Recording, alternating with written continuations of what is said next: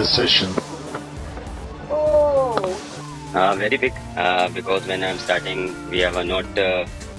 মেজাজ হারিয়ে মোহাম্মদ রিজওয়ানের দিকে বল ছুড়ে মেরেছিল সাকিব আল হাসান। আর সাকিবের এমন কাণ্ডে এবার সংবাদ মাধ্যমে এসে একই বলল বাবর আজম।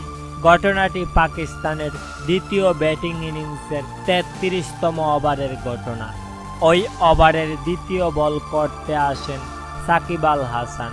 ওদিকে হঠাৎ পেছনে ফিরে কি যেন দেখছিলেন মোহাম্মদ রিজওয়ান। আর তাই তো মেজাজ হারিয়ে মোহাম্মদ রিজওয়ানের দিকে বল ছুড়ে মারেন সাকিব আল হাসান। আর সাকিবের এমন কাণ্ডে রীতিমতো ভয় পেয়ে যান মোহাম্মদ রিজওয়ান। কপাল ভালো যে বলটি মোহাম্মদ রিজওয়ানের শরীরে আঘাত করেনি। আর সাকিবের এমন কাণ্ডে রীতিমতো রেগে যায় আম্পায়ার।